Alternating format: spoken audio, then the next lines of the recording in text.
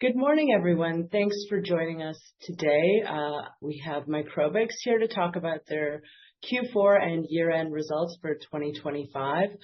Before we get into those, I don't believe we're going to work off a presentation today, but I'd like to remind you that this session, as always, will contain forward-looking statements. If you'd like to know more about those, you can find them on the company's website in the presentation. There's disclosures there. I believe the format will be an update from the team on the Q4 and year-end results, and then we'll jump into Q&A. So if you have any questions, please feel free to input them in the Q&A box, or you can email them to me. And with that out of the way, I'd like to introduce Cameron Groome, President and CEO, Ken Hughes, COO, and Jim Curry, CFO. Hi, gentlemen. Thanks for joining me today. Thank you very much, Deborah. That's brilliant. Much appreciate the help as always. Yeah, well, before we get started, I wanted to thank you all for contributing to our fundraiser this year in support of food banks. We're actually at $52,000 that we're raising so far. I could not do 26 webinars in December, so a bunch of them are being pushed to January, but the donations are going in before the holiday season, which I think is really important given the economic situation in certain communities globally. So I appreciate you supporting us, and I'd love to hear which food bank you decided to donate to. Be supporting the Mississauga Food Bank. I've had the pleasure of meeting some of their executive leadership through work at the Board of Trade. They do an excellent job in the community, and as I'm sure is the case in across Canada, the need and the demand for such assistance has never been greater. So we're delighted to be able to make a contribution on that basis. And thank you, Deborah and Adelaide, for suggesting this and for you contributing what would normally be your income onto this. So thank you. Yeah, of course, it's been our pleasure. I mean, it's been a great year for us as a team, so we thought it'd be something that we could do to give back. Before we get started, I know it's been a tough year for Microbix. There's no two ways about that. I have to commend the team on the guidance that you provided throughout the year, even early on the year, on the obstacles that you were facing. I think the markets really appreciated that, so I just wanted to point that out and say I think you guys did an incredible job managing through a couple of major obstacles. So for what it's worth, I'm very proud of you and proud to be working with you. Gosh, thank you so much. And we in turn appreciate Adelaide's support and that of all of our shareholders and investors, and the confidence they show in our professionalism. Just recapping a little bit of that element, and we'll get into some of the precise numbers for the fiscal year. Folks will recall that Microbix is on a September 30th fiscal year. So we had a very strong Q1 of our fiscal 2025, a very strong Q2, and then we had a abrupt slowdown of sales into China through our distribution partners there for epidemiological reasons. There just wasn't as much respiratory disease this past season, which reduced the need for tests and in turn our test ingredients. And then we also had a major client very abruptly announce the termination of a multi-$100 million instrument development program that we were supporting that occurred at the start of June. And that really impacted our Q3, where we were expecting to see stocking deliveries and in Q4 particularly. So we're now in that process of building back with new clients and new projects that we have been working on but are not all yet ripe to announce. So our results that we've just announced for the quarter and for the year are reflective of that. And maybe I can ask Jim to speak about fiscal 2025 financials before I begin to chat about the many achievements that we've made across the fiscal year and what our outlook is going into 2026 and beyond. Jim, would you like to comment on 2025 fiscal? Sure. Thanks, Cameron. Yeah, it was certainly a tale of two halves. We started off the year very well, and basically hitting and or exceeding our budget in the first half of the year. It wasn't until we got the sort of unexpected news, both from our distributor in China as well as on our caps business, the loss of business of a key customer for one of their projects that had been canceled, which changed things quite significantly in the second half of the year. Overall, for the year, revenues were down 27%. Good chunk of that actually was we had Kinlytic revenues of $4.1 million last year. We didn't have any this year. We didn't expect to have any this year, so that was a good portion of it. Plus, we also had these events in the second half of the year that led to the rest of the decline versus last year. If you took all of those factors out, the Kinlytic out, the China distribution, the caps program cancellation, our revenues in all other areas actually increased 12% during the year. From a margin perspective, we were down from last year at 53% versus 61%. Again, good portion of the last year's strong margin was Kinlytic, which had $4.1 million worth of revenues and very little cost of sales last year. So in comparison, again, we were fairly flat, if not up, on last year's gross margin. And that's coming from, we've had a very good year from a process and yield standpoint on our antigens business. And we've seen yields improve quite significantly on a few of our key products, and the number of batch failures decline substantially, and in some cases to zero. So very important for us as we move forward as well. On the OPEX side, we were up 4% on OPEX.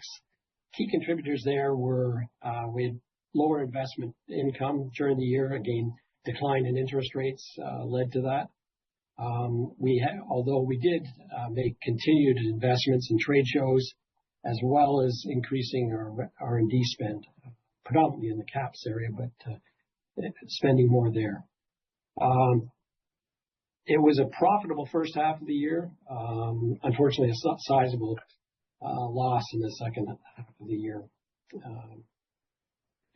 Our expectation is as we go into 2026, which I think Cameron will focus on a little bit later, we expect to see some improvements in all areas. We did maintain we've got a strong balance sheet. We maintained a cash balance of over $12 million at the end of the fiscal year. We made sizable investments in our capital equipment and facilities throughout the year as well. So we're poised to enter, or we've already entered 2026 at this point in time. We're almost finished Q1, but we're entering it in a strong position and looking forward to our 2026. Cameron? That's great, Jim. Thank you. I think that's the clarifications that you've made there are excellent. If we look at our fiscal 2024 and remove the $4.1 million in Kinlytic milestones, we achieved revenues of $21.3 million from sort of recurring product sales and royalties in that year.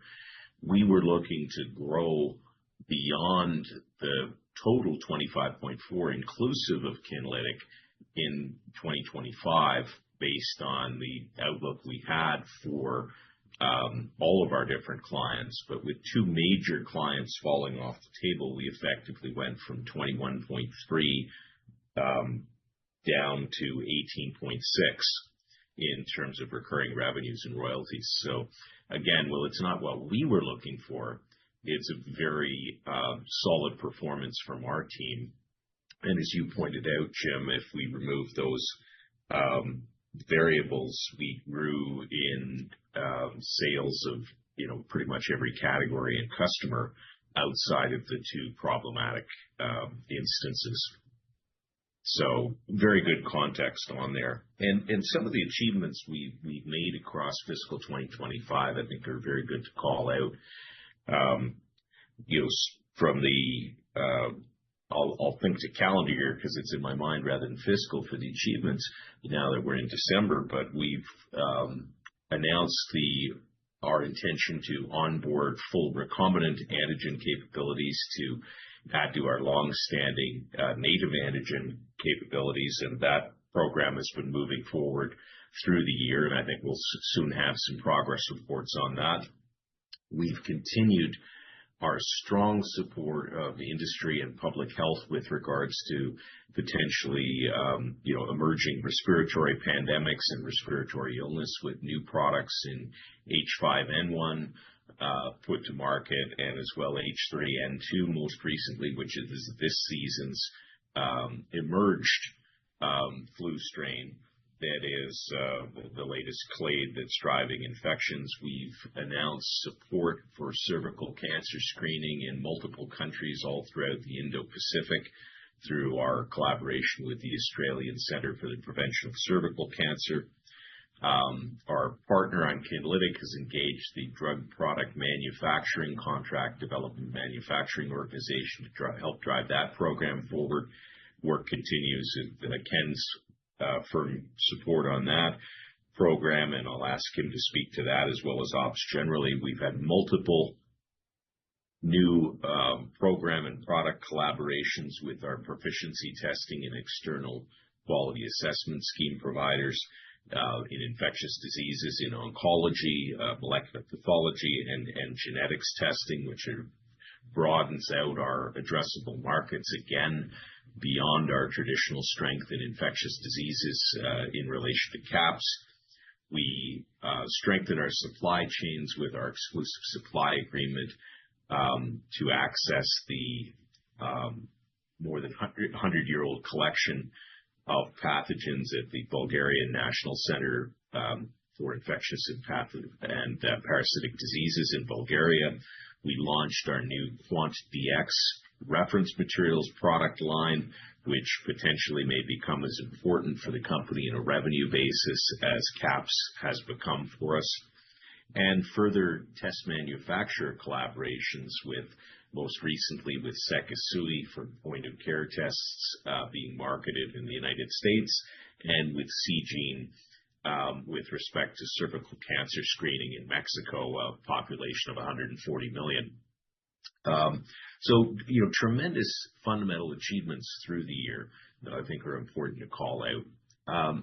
Ken, what would you most want to talk about from an operations point of view in terms of what we achieved in fiscal 2025, and for that matter, some of what you see for 26?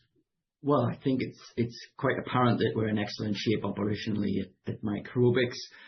We have the capacity necessary to fulfill our market desires in the next little while, and we've also built capabilities from there. We have an ongoing focus on operational excellence. We've seen batch yields increase. We've seen batch failure rates reduced, and that, of course, reduces costs and increases margins. And we've also been working hard on further implementing aspects of our electronic quality management system and connecting that with our ERP system to further increase efficiencies. So we've added new capabilities. We've talked about the recombinant protein program, which adds in addition to our native antigen program, and that is going extremely well. And the first product will be ready for prime time imminently, but there's a whole pipeline behind that. And that's just a description of the scientific excellence we have at Microbix. And so from a capacity perspective, from a capability perspective, we continue to grow. I don't really have anything negative to say in this regard. All we've seen is increased yields and reduced costs. And I think that's the way it's going to stay, and we'll be able to support our business growth in the future. That's for operations in general. I think we're in really excellent shape right now, and kudos to all the staff for doing that, because we're replete with outstanding scientific leadership and scientific support throughout this company, and the increased yields and reduced costs are a manifestation of that.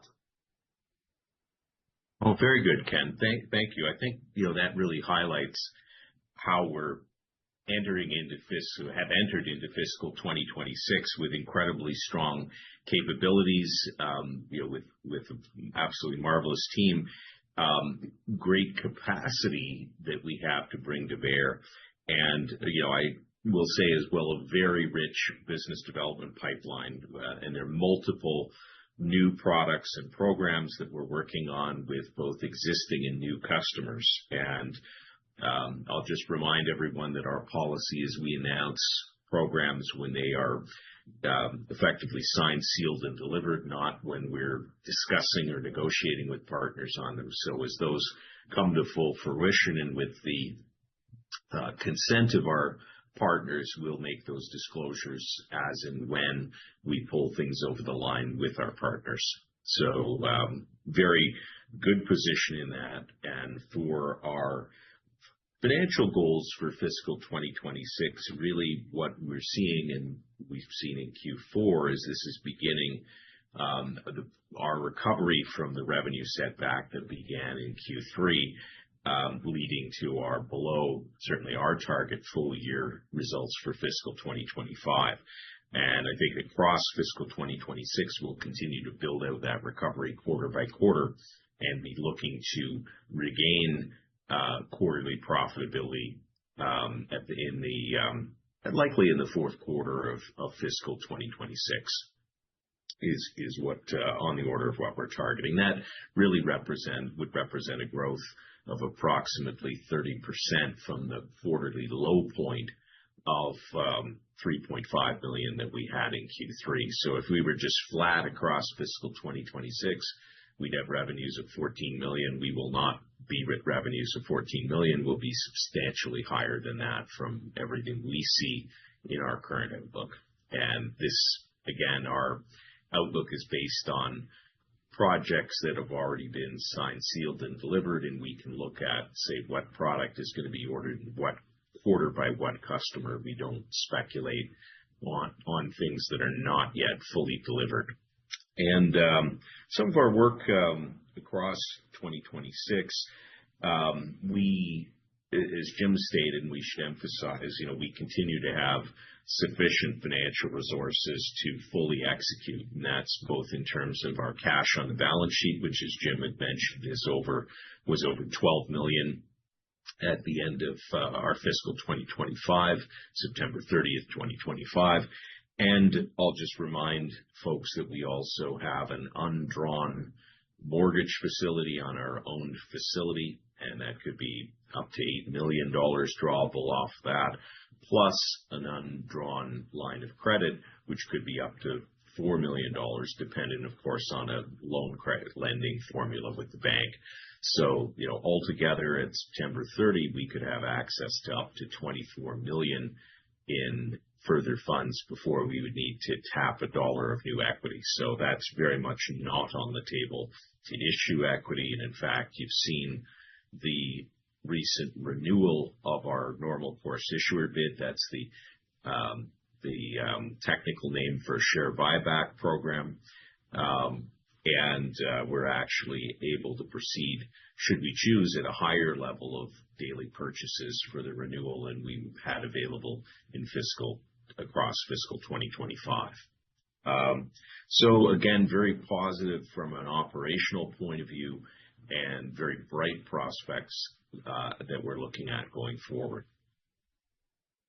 So I think that would conclude my comments, and I just thank everybody for their engagement and support as we've continued to build the strength of Microbix in terms of our capabilities, our capacity, and I'm just delighted to see more large multinational companies relying on Microbix as a critical supply chain partner for caps and for antigens and for more touch points such as our reference materials as they get into assay development. We're becoming much more known across the industry and recognized and respected. And I think that is a great way to continue building value for shareholders. And then, of course, we have the very substantial kicker with Kinlytic that's continuing to advance towards the filing of a supplemental BLA with the United States Food and Drug Administration. And we're continuing to target the advancement of that, the refreshing and renewal and updating of drug substance manufacturing is progressing. And we'll hopefully have some update disclosures from that in the first half of this calendar year, calendar 2026, and that continues to have tremendous revenue potential through royalties, recurring royalties, and one-time sales and regulatory achievement-driven milestone payments. That is sort of the turbocharger, supercharger on a very nice V8 engine that we've built and are now putting gas into. So with that, that would be the conclusion of my comments. Jim and Ken, did you have any further comments you'd want to make before Deborah may ask some questions and open it up to those on the call? The only thing I would add, I forgot to say when I was talking about general operations, was we also have a focus on automation, as you would expect, as part of efficiency increments in Microbix. And that initiative, both within manufacturing and QC, the highly scientific disciplines, of course, fed by R&D and engineering, are ongoing and continuing to drive efficiencies at Microbix. And the basic operational side, no doubt we'll get to Kinlytic in due course. And that's so great, because that liberates our staff to do, work with their minds more than their hands, and, gives everybody the potential to do their best work, the best and most fulfilling work. So, Jim, what would you want to flag? No, I don't have anything else, Cameron, to add to this. I'm more than happy to answer any questions that anyone that's on the line has regarding the financials. Oh, okay. Thank you. Deborah, what would you want to ask before we open it up to the audience? Any questions that you've had? I mean, for me, I would just like a bit of a more detailed update on Kinlytic and timelines and catalysts. I know, Ken, you've walked us through the process many times, but it'd be good to just kind of hear the updated timelines that you're seeing. I saw some specific questions in the Q&A. I thought we were going to talk then. I'm happy to update now if the group would like it. Okay, sure. So it's quite straightforward. The relationship, as everyone knows, we're working with Sequel, and the relationship is excellent, and we're moving forward in updating, as per FDA's request, the US FDA's request, production processes to contemporary standards. That involves reducing animal components in there and increasing the veracity, if you like, of testing. We're moving forward at a pace. We're currently scaling up processes with 2 separate CDMOs, contract manufacturing development and manufacturing organizations. One for drug substance, the active ingredient, one for drug product, which is the finished and filled and packaged product. These are moving forward at a pace. In fact, we're expecting to be going back to the FDA. Well, we are going back to the FDA early in the new year, specifically to update them on the work we've done in bringing the process up to contemporary standards. Because recall, of course, the original Kinlytic process was in the early 2000s, and here we sit at the end of 2025. This work has gone extremely well, and we don't expect there to be anything contentious in that. It's mainly an update. They asked us to improve the processes. We've done that, and now we're implementing it at commercial scale along the timelines discussed. So we talked about, filings in 2026, 2027. That remains the case, and we're moving forward at a pace. So I really don't have anything negative to say about this. This is mainly an engineering function now, and we're going forward with our 2 CDMOs and with Sequel, as we said we would. So that's really the update.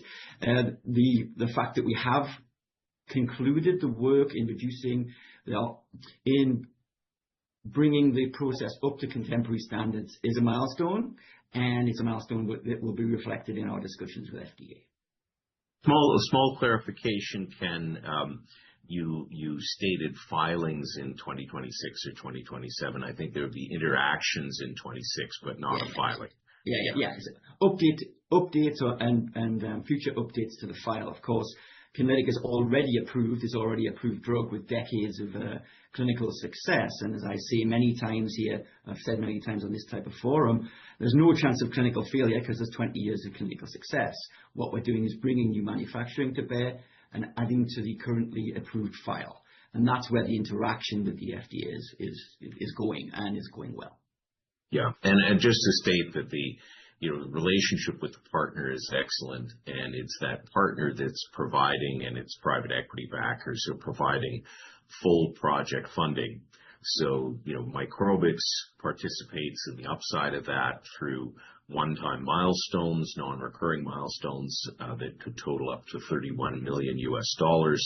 Plus, should unless the product completely disappoints in the marketplace, then we'll see a double-digit recurring stream of royalties on all revenues generated from all applications in all markets for the product, starting with the catheter clearance indication in the United States market. But certainly we hope, and our partner hopes, that it will go beyond that, both geographically and in terms of the clinical indications for the product.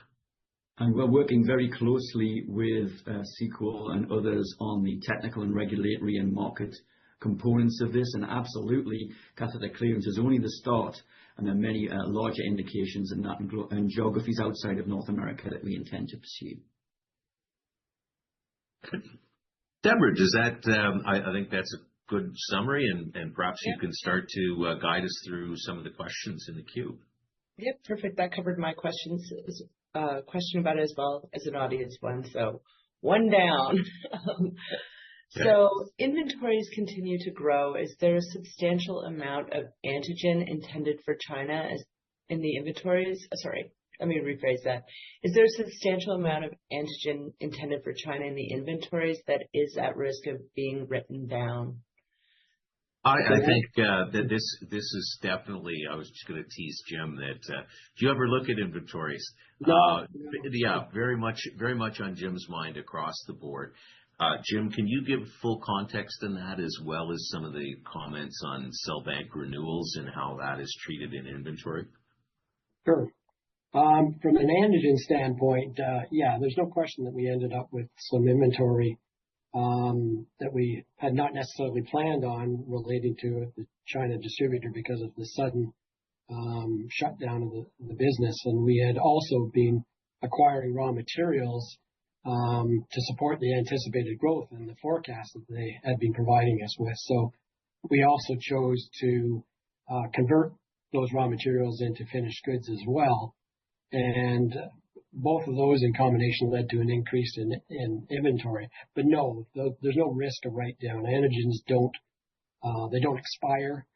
We fully anticipate being able to sell that inventory during the fiscal year as it comes up. So no risk. Just for clarity, for antigens, those materials are kept at -80 and have effectively an infinite or near infinite shelf life. Yeah, so they're effectively indestructible. Yeah. Yeah. The other factor that Cameron mentioned was seed banks. And this was a year of investment in our seed banks and our seed bank inventory. We believed that it was a long term, and we actually had lobbied to move that into being more of a long-term asset as opposed to inventory. But from an IFRS standpoint, it was deemed that this was still inventory, that it is consumed during production. It's just over a much longer period of time. It's important, but there's probably somewhere in the neighborhood of $750,000 in that increment that belongs to the seed bank. Maybe I'll just take a moment to explain what that means for folks that aren't too deep, wholly steeped in our industry. It's a little bit literally like, think of it like a seed. These are the cells or viruses or bacteria that will start to grow up and propagate to become the finished antigen products. And in some cases, the finished caps, active ingredients. And those are literally like the seed corn that one would sow at the beginning of the season and then harvest after it grows and propagates. So those stalks of seeds will be used over years, sometimes, even over a decade or more, and consequently are really a long-term asset in that sense. But they appear in inventory as, I think, in the raw materials category, Jim. And they appear as a current asset under IFRS. So it's a little bit of, certainly we've said it's certainly not intuitive treatment, but it is prescriptive on the accounting standard. So you do see that in the growth in inventory as well. And then just for as we increase the number of SKUs as well in caps particularly, we've been laying in materials, biological materials for those programs, many of which are new programs and new products for different customers. And all of those seeds and cell banks are stored frozen. Cells are generally stored in vapor phase liquid nitrogen, and seeds generally are stored at -80. So once again, they're pretty much indestructible, and there's no chance of them going off. And of course, that frozen state is monitored in real time. Yeah, with uninterruptible power sources and backup, and vital seeds are actually stored in multiple locations as further backup and disaster recovery and business continuity planning. Absolutely. So literally planting seeds for growth. Literally, absolutely. I like to hear that. Yeah, and just as our products expand and our capabilities expand, and you have one touch point with a major international customer, getting that foot in the door the first time is very challenging, and it becomes a little bit easier each time to gain another product or another project once a customer knows us and likes us. And I'm probably the least likable person here, so the rest of the team shines in comparison. I wouldn't say that. Certainly not to your face, Cameron. Okay, a couple more audience questions here. With the respiratory disease season expected to be stronger this year, do you see any signs of recovery in China? Oh, most of our China sales are related to sort of the complications downstream of a viral infection. So a viral infection will often lead somebody to then have a bacterial infection in their lungs. So it starts with a cold or a flu and then leads to a pneumonia. And a lot of the sales we've made into China are for the immunologic tests to diagnose pneumonia. So we'll have to see how that goes. And we're trying. It's always tougher when you're once removed from the end use customer with the distributor. So those clients have to burn through their inventory of tests before they reorder ingredients. So we do have some reorders budgeted for fiscal 2026, but at a lower number. And we don't have current plans to build more product than our current inventory of those products. And I had a follow-on question, which was about your China distributor. Are they shut down permanently or just for the past? No, not shut down at all. This is just that, they've seen and we've seen a decline in customer orders from that market, but we don't have any indication that the market has gone away, nor has our distributor indicated any plans to exit that market. Got it. And your royalties were up quite a bit this quarter from recent quarters. Can you talk a little bit about that and the reasons why? Sure. Well, there are two categories of royalties, and I'll ask Jim to go into that without being too prescriptive on names. But we have royalties on antigens that we sell to other parties from which they make their own caps, and that's the historic legacy. And then we also have a royalty stream from prior inventions of Microbix that are used by others specifically. And I think this has been disclosed previously, the target of that, Jim. But this being a rabies vaccine technology on which Microbix receives royalties on an ongoing basis. Jim, do you want to comment on how the accounting of that is treated? Sure. Yeah, the one related to the selling of antigens, it's been fairly consistent. So the increase in Q4 has nothing to do with that. It is through the rabies royalties. We only get a report once a year. And as it turns out, it comes in December 16th of every year. We get the final report. So during the year, we accrue for royalties based upon, historically, we've used the prior year's results as what we accrue based upon. As it turns out, when we got the royalty report this year, it was a much stronger year than last year, and that's why we had some incremental revenues that were booked in the fourth quarter. And we will, as we move forward, we'll be utilizing that information for our accruals for fiscal 2026. So that should be an increase year over year as well. No, that's great, Jim. And just this is a technology for creating oral rabies vaccines for feral and wild animals, and control of rabies in wildlife and such animal populations. And it's an invention of Microbix going back a number of years that is used commercially by others to create products and support those programs. Well, I always learn something new on a Microbix call. I did not expect a bull market for rabies to be today's learning lesson.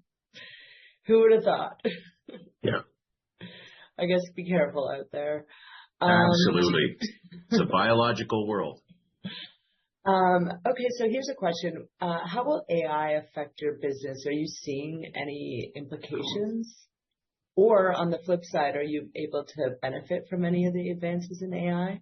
Well, we try to find intelligence in all corners, and sometimes we do. No, for AI, Ken, do you want to touch on that? And I can Absolutely. I mean, we have an IT department, so of course we have an AI interest. So I mean, there are AI is being deployed in data analytics. It's being deployed in documentation development. We have to be absolutely sure that our AI tools that we use are protected, so we're not putting our information out there in the World Wide Web for people to enjoy, and we're very sensitive to that. But there's a whole load of efficiencies you can bring to bear based on use of AI in understanding the marketplace, understanding operations, understanding efficiencies, and all of these are being deployed. I mean, like I say, we have a very active IT department, and their plans for 2026 are substantially oriented to further implementing AI efficiencies. Oh, that's great. I'll just mention something for those that are Luddites such as myself. Some of the AI, you have to be careful with your use of it. If a free software tool says, this looks like a long document, would you like us to summarize it for you? If you click yes, your document is ported up and becomes the property of that free service provider. So just be very careful in what tools you permit yourself to use on this. And we've developed and are developing the appropriate policies with proprietary tools that do not jeopardize the proprietary or confidential nature of our documentation. We are fully integrating all our systems, as I've said many times, and we're using AI tools to facilitate that. Obviously we have developers on staff who know what they're doing, but they know how to deploy these tools. And we deal with third-party people that do that as well, again, under the appropriate confidentiality provisions. So yes, AI is unavoidable, and it will facilitate efficiencies in the future. Yeah. And we already use some of those, for example, in sequence construct design and some of the deep data analytics that Ken's speaking to. So those are tools we're already familiar with. Jim, anything you'd want to highlight with regards to AI and ERP or some of the other areas? No, nothing. I don't want artificial intelligence in our financials, thank you. But certainly there's opportunities for AI to be utilized within our ERP solutions. And it's like Ken identified, it's an area with our IT department that we're continuing to review. We have quite sophisticated expertise in that regard, actually. Yeah. Yeah. Oh, very good. Deborah, why don't we roll on? Yeah, sure. For CAPS, is there a client or clients that you expect to be as big with regards to revenue as the major client that terminated the program this year? And when do you expect that client or clients to move to commercial launches? Well, it's proven to be perilous to try and predict when clients will move to commercial launches, even based on their own internal targets and expectations. So I think I'll be once burned, twice shy on any such predictions of that nature. But I can say that we're working with most, but not all of the largest diagnostics companies in the world currently on programs and projects. And as those tip over, we'll start to see some of those, if we secure the business we're chasing and targeting and deeply engaged with, some of those, yes, can absolutely be as large as or larger potentially than the program that was canceled in 2025. So yeah, there's a lot of potential here, and we're pushing hard on that. And this is really where you have to have the capabilities to be at the table, and you've got to have the capacity to be at the table. So those are the investments that we've made in systems and people, and that enable us to have these conversations. And now locking in the business is going to be the next step. Can you talk about the replacement value of Microbix and how investors should think about that in the context of current enterprise value?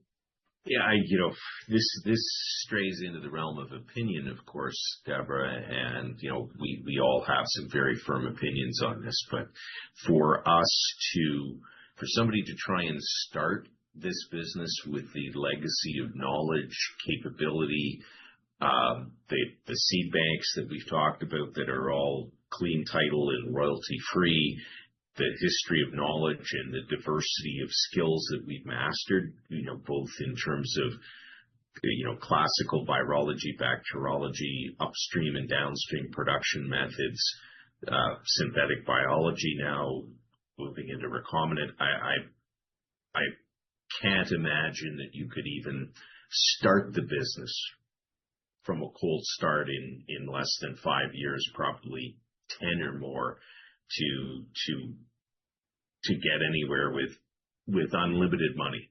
So you're looking at a replacement value, to me, well north of 100 million, maybe even hundreds. It's really extraordinary when we look at the breadth of capability the company has. Ken, would you want to? I would have answered that exactly the same way. We have in-house expertise, proprietary information and materials that people just don't have, and the title-free seeds is a big part of that. But also the years of experience with native antigens and native viruses, native protozoans, native bacteria added to the recombinant and synthetic biology capabilities. These are non-trivial lifts, and we have deep expertise and history here. So I think it would be extremely difficult for anybody to recreate a Microbix in their backyard. And I think we should be pretty comfortable with that reality. So I would have answered pretty much exactly as you did, Cameron. We have a lot of proprietary expertise here. Jim, you participate in a lot of our strategic discussions. Do you have any perspectives you'd like to share on this?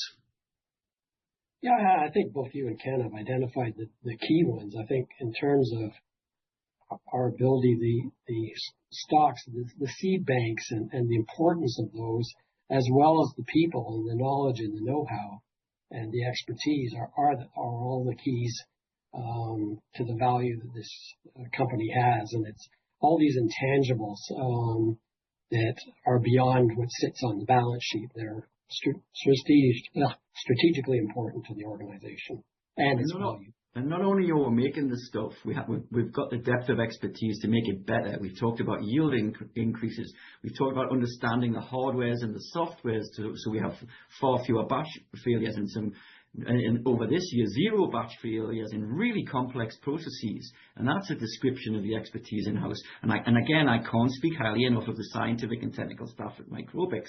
And we have a low turnover of those staff members because we have a certain environment and they appreciate the excellence and the way the excellence is brought to bear. So yeah, we're in a really strong situation here, and that should kind of be trumpeted a little bit in my view.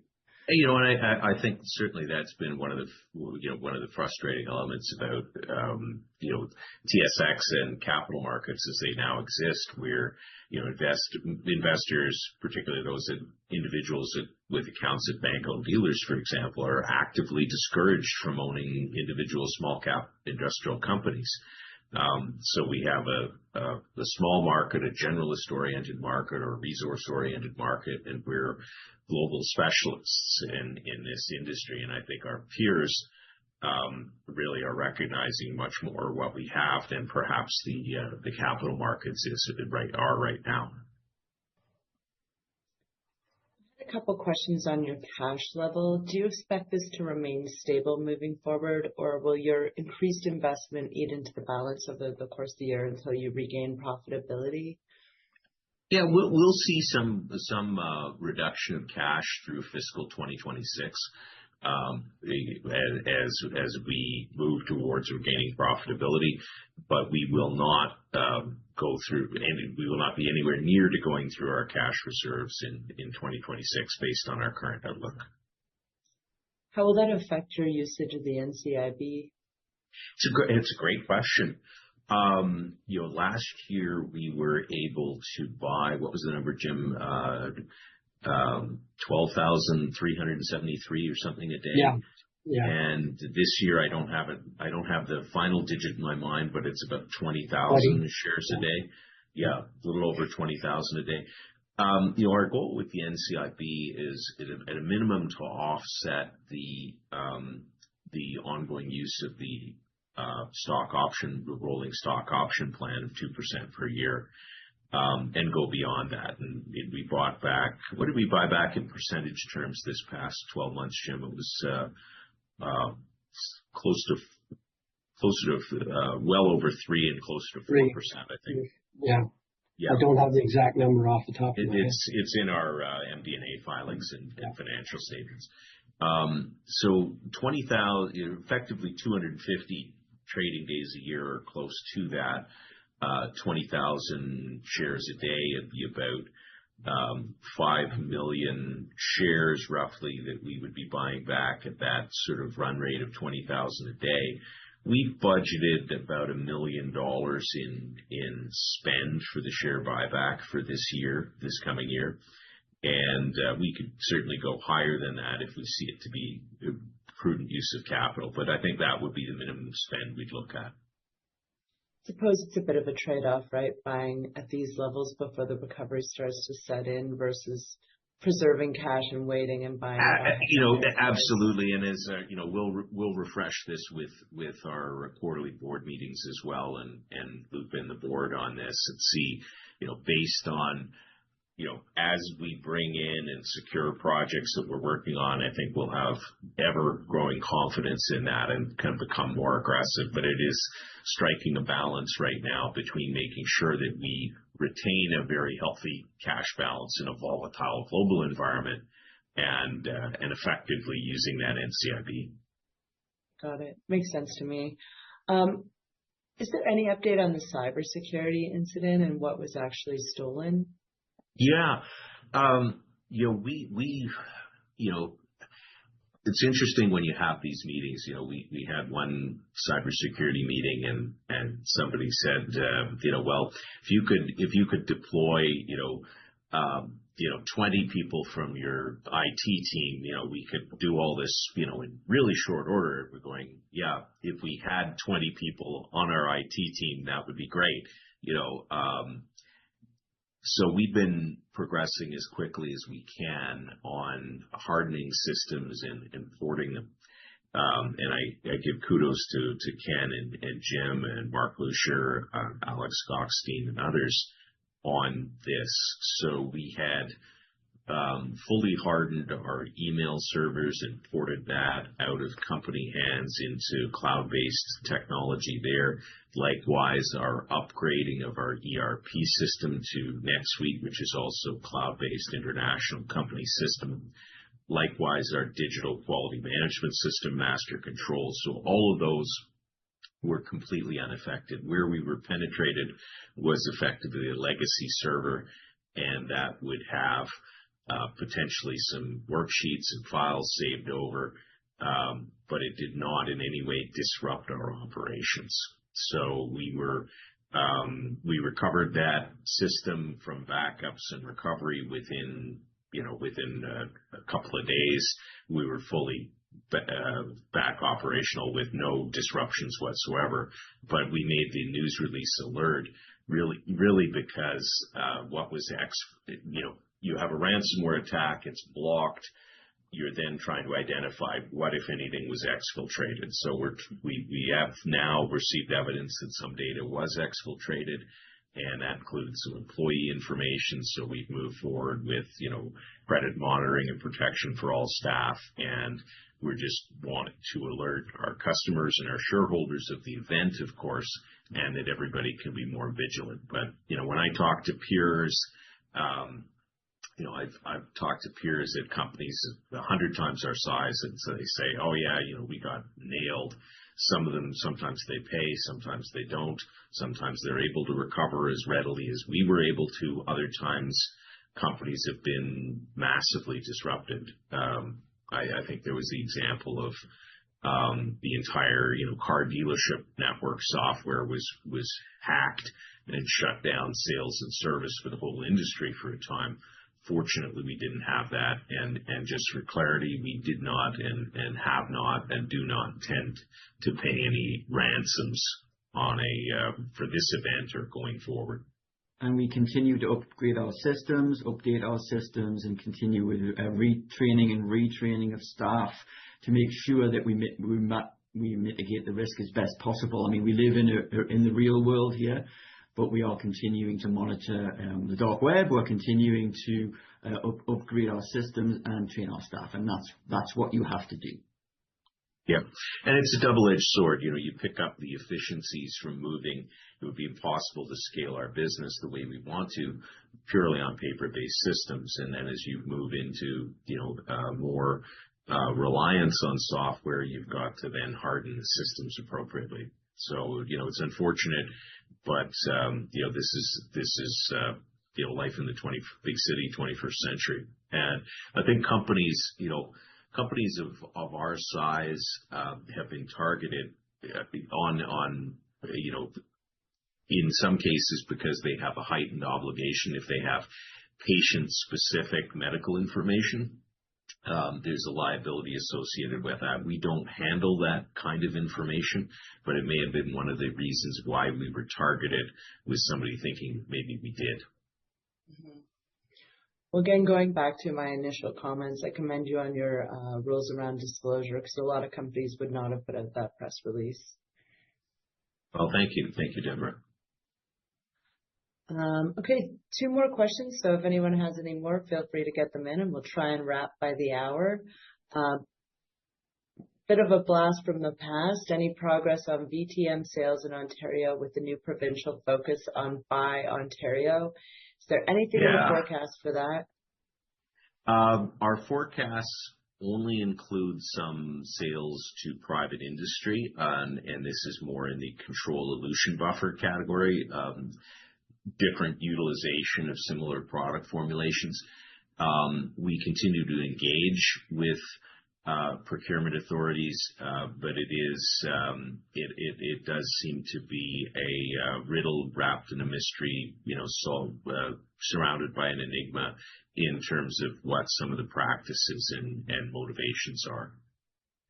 Yeah, it is good that we hear about Buy Ontario and Buy Canada, and that's great. And when we see a manifestation of that in real life, that would be great too. Talk is cheap.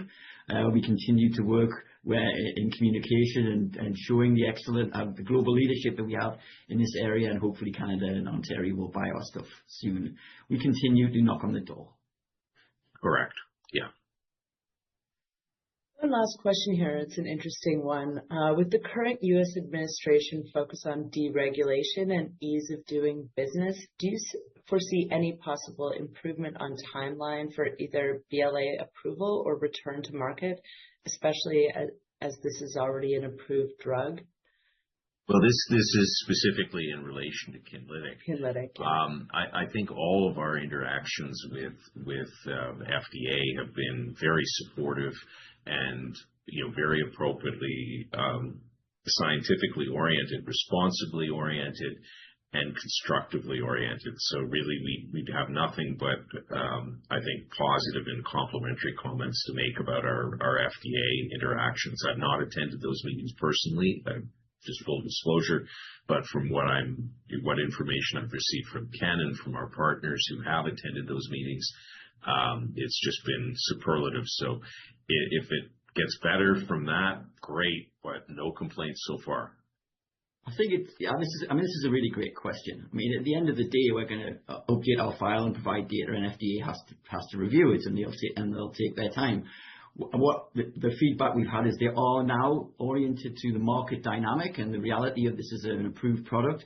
Let's remember that the current market is served by a monopoly, a single product. And if that goes down, you have nothing, and people are aware which it of has, that. which it has, and it has gone down. So the FDA is well aware of this, and we expect them to continue in the positive vein they have previously. And if that facilitates the process, so much the better. It's also worth remembering that the European regulators reached out to us to ask us not to forget about them because they have the same monopoly situation. So regulators are well aware of the market dynamic here. So I don't think we're going to have a negative interaction with it. But of course, whereas we have to follow through their mechanism and their system once we make our necessary filings. But as we sit here today, the interactions with those regulators has been excellent, and we hope it will be as expeditious as it's possible to be.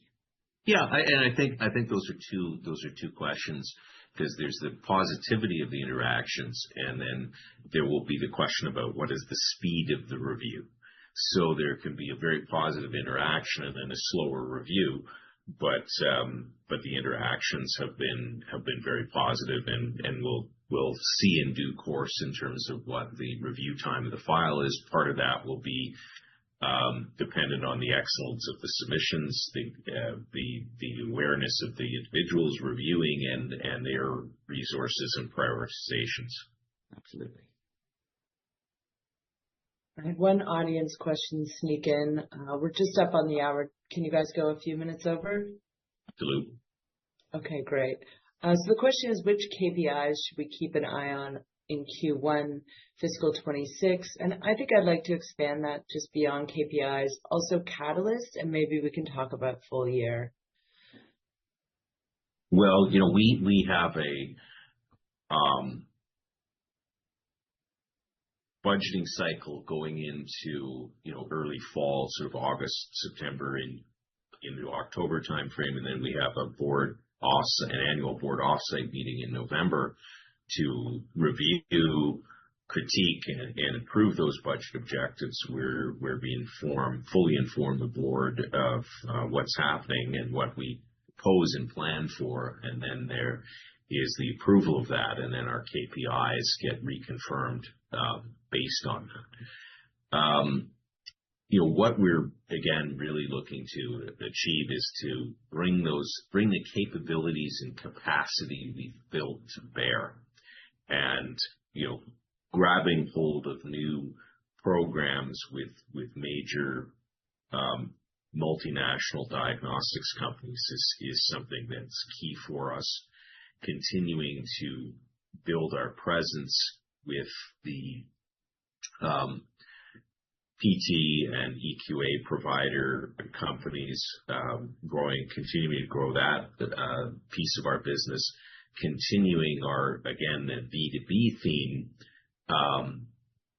to engage with more major international and multinational diagnostics companies on programs, particularly oriented in CAPS. I think that'll be something we'll look at. And then we're broadening out the tail, as well. A lot of our sort of B2C, sales to end user clinical laboratories, we're not decades into this business. So the awareness of our company amongst end users has been more limited than amongst businesses. But we're starting to see those more retail level sales to labs become a significant portion of our business as well. Whereas, a major international company might order hundreds of thousands or millions of dollars of product from us. A lab might order hundreds or thousands or maybe tens of thousands of dollars from us for one lab in one site in one city. But we're starting to see much more of that regular inflow of orders. And that has a strategic value in diversifying our client base as well. So I think we'll see a progression of announcements with, should we succeed with our objectives in landing new business with major clients, and then we'll see a more regular flow of business from end users as well. Ken, what would you want to highlight as some of the deliverables in 2026? Well, I talked about the capacity and capabilities of the business, and I expect to be able to support all of those trajectories that are necessary. We've added the recombinant capabilities now to